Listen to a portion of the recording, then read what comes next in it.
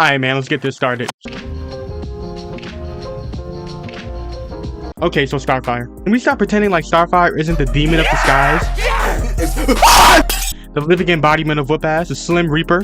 First time she met Robin, she had this nigga doing splits! Look at this.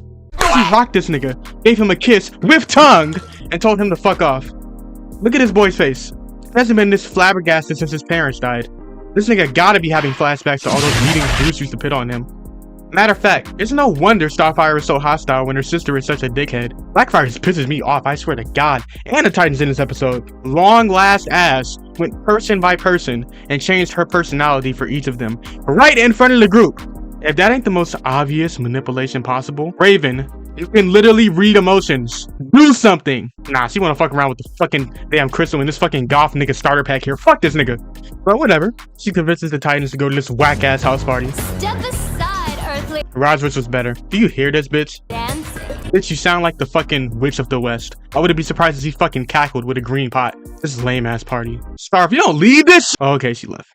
So Robin's photogenic ass wants to come out to stop her. This nigga wants to be Piccolo so bad. I mean, Dick Grayson is nothing if not smooth with his words though. Oh my god, did she dress as her? What the fuck? So he talks her down from dipping on some reverse Aang shit. But unlike Katara, Starfire gets snatched up by the Space Tentacle Police. These niggas were gripping her shit like the jewel cured cancer on some SAO shit. Wanna guess who actually stole the jewel though?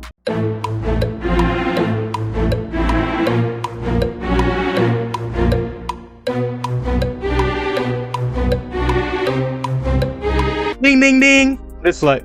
The depths of hatred cannot describe the sheer magnitude of violence I wish to inflict upon this woman.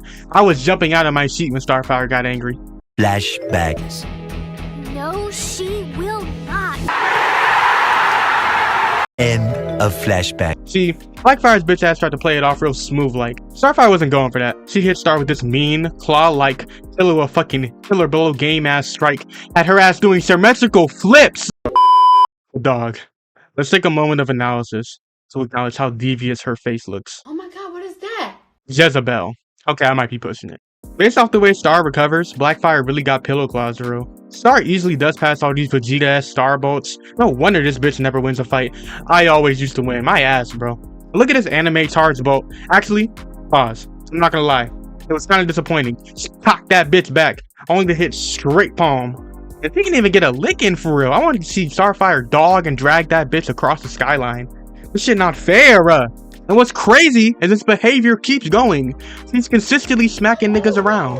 For example, Red X tipped her chin and immediately got his face popped off. Not to mention the sheer physical force she's able to pull off. Nigga, did she just skin the floor? Yeah, she got it. I'll wash the dishes, bro. I'll be honest. Growing up, I didn't watch Avatar. I watched Vipo the Flying Dog. So speaking from the perspective of a Gen Z nigga, hate Katara gets is unwarranted as hell. Being a Katara supporter pre-2024 was like defending Benjamin Netanyahu. I treat her like Princess Bubblegum. Her crew is top 5 most dysfunctional save the group worlds possible. The only reason they even got anywhere was because of Katara. Think about it, man. She broke the iceberg, found Aang, had him blessing like he wasn't 112, and set out to travel the world with no warning. Actually, let me back up. Early on, she was weak physically, but strong in the mind, nigga, mentally. That's why she immediately laid hands on this ugly nigga the second she stepped foot in the polls.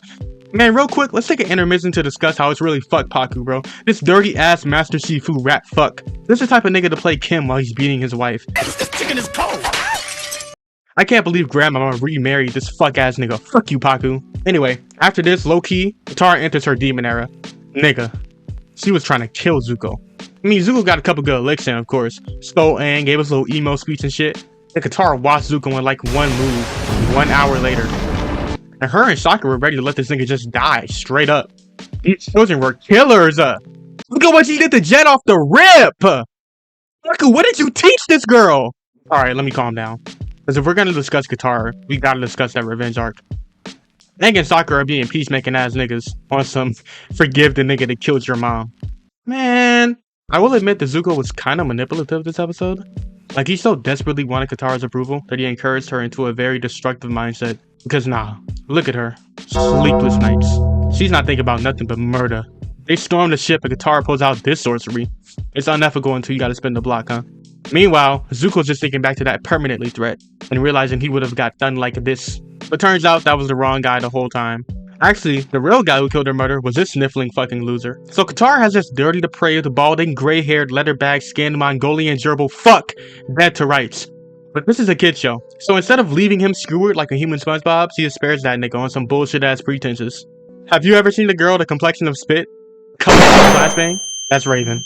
Like I said, I didn't grow up with these shows, so I saw Raven for the first time when I was 16, 17-ish. Her ass had me in the chokehold.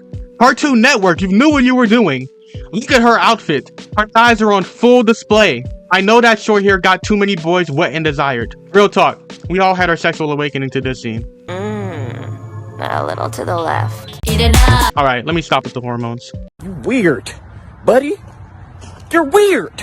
Raven really is a standard alt girl that you see in high school. She's pale as fuck, she's obsessed with science, and she's getting groomed. Hey, don't get me wrong. Fuck this nigga. She's also scary as fuck. She could pull niggas under the hood and I don't even know what. Do you know how terrifyingly pitch black something has to be to give a nigga named Dr. Light a fit crash? What she did to him was beyond human comprehension. Had this nigga shaking and whining. What's the matter? Afraid of the dark? Hell yeah, I'm afraid of the dark. Look at her eyes! Fuck out of here, man. There's no way I'm fighting that. Well, I don't know. You think this bitch would get a fucking W, but she gets tossed around by literal cinder blocks. And this binding of Isaac ass floating fuck!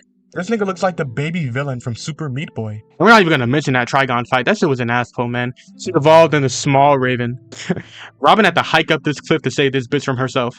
And then she had some fucking Sailor Moon transformation and one-shotted this nigga with the power of friendship. That's fine and all, but I wanted to see boxing. Finally, an adult woman. I want to make something clear from the outset. Fat Eve is better than regular Eve. She's not even fat for real, she is thick. Y'all skinny motherfuckers can't handle all that thickness, so you turn into this nigga. My mind yearns for thick Eve. If I was Mark, call me Hal, nigga. Alright, so back to how fucked up Eve's life is. She's living a life of straight doom and despair. She's stuck in 2 toxic relationships back to back. And I already know what y'all niggas gonna say. Mark isn't toxic. My nigga, he's an absentee partner. Eve is practically his fucking therapist. And she was pregnant. Spare her for 1 second. Her life was never good. She got adopted into a traditional white family. And that was the first mistake. She needed a Caribbean upbringing. The motherfuckers would have given her some real creativity, you feel me? Then she basically gets drafted into this pretentious ass school. This gifted school. Look at this fuck nigga. Who let this nigga out his house? Ugly ass piss colored surf. Let me chill out. Matter of fact, no. Fast forward to her dirty ass siblings. Who let these niggas out the tube? Feed these children to the flies. Regardless of these ugly ass fucking slave faced niggas. Eve packs each of these niggas up handily. Then a couple moments later, she goes to find her OGs. And oh my god, she's such wasted potential. She went Super Saiyan for this old ass Vagabond nigga, but instead of mastering the form, she settled for making thin pink walls.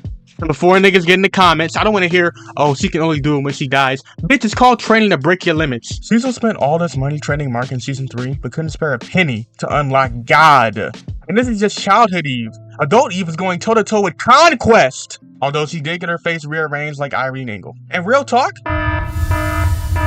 Eve is 10 toes on this shit throughout the entire comic run. From issue 1 to issue 144. Son, she still up to Thrag. Pulled her deep with the pink blades of chaos. Now, I won't lie, Thrag waved her off. But nah, seriously, Eve never shies away from a fight, even when she's outmatched. Look at her and Angstrom. Ew! Look at this ugly ass nigga. Oh my god, why does his face look like fucking meatloaf? Comic Angstrom is a wild, different type of ugly. You just know he spits on everyone with that deformed, broken, hang loose jaw of his.